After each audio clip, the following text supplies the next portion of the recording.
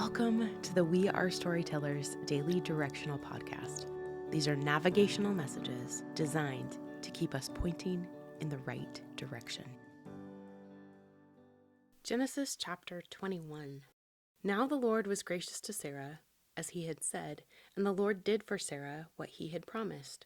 Sarah became pregnant and bore a son to Abraham in his old age, at the very time God had promised him.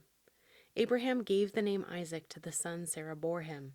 When his son Isaac was 8 days old, Abraham circumcised him, as God commanded him. Abraham was 100 years old when his son Isaac was born to him. Sarah said, "God has brought me laughter, and everyone who hears about this will laugh with me." And she added, "Who would have said to Abraham that Sarah would nurse children? Yet I have borne him a son in his old age." The child grew and was weaned, and on the day Isaac was weaned, Abraham held a great feast. But Sarah saw the son whom Hagar the Egyptian had borne to Abraham was mocking. And she said to Abraham, "Get rid of that slave woman and her son, for that woman's son will never share in the inheritance with my son Isaac." The matter distressed Abraham greatly, because it concerned his son. But God said to him, "Do not be so distressed about the boy and your slave woman. Listen to whatever Sarah tells you, because it is through Isaac that your offspring will be reckoned. I will make the son of the slave into a nation also, because he is your offspring." Early the next morning, Abraham took some food and a skin of water and gave them to Hagar. He set them on her shoulders and then sent her off with the boy. She went on her way and wandered in the desert of Beersheba. When the water in the skin was gone, she put the boy under one of the bushes. Then she went off and sat down about a bow shot away, for she thought, "I cannot watch the boy die." And as she sat there, she began to sob.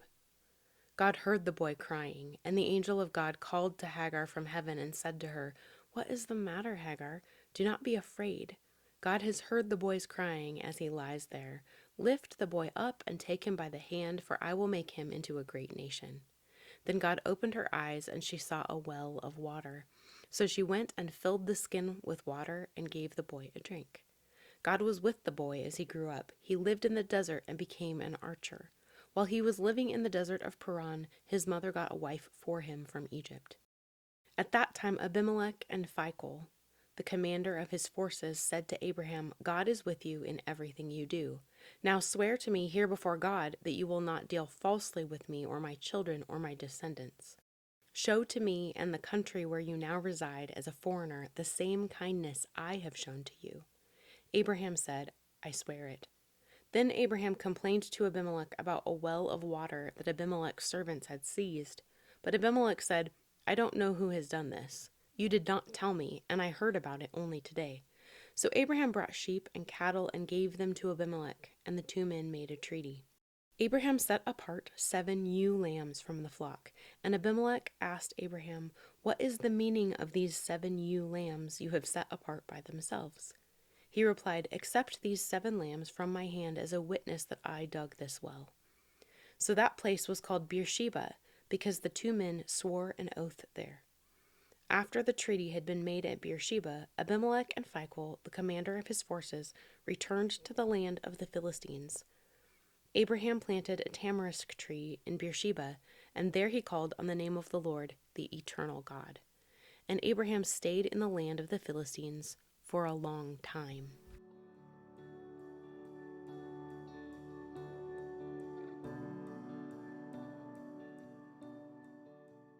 Thanks for sticking with me this week.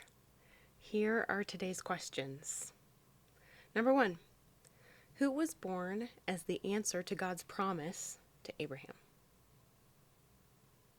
Then, who was saved by the miraculous provision of a well in the desert? And who did Abraham make a treaty with by giving him sheep and cattle? Number 2, did anything stand out to you as curious, interesting, disturbing, or enlightening? And 3, how does today's reading intersect or impact your life today? My questions, the things that stood out to me as curious today, are: what's a tamarisk tree? What does it look like? Where does it grow? How long does it take to grow? Is it symbolic in any way? And I noticed that Abraham calls God the eternal God here. And I'm wondering why. I haven't noticed that particular title before. Remember to write down your questions and continue to find places where you can have conversation with trusted people about them.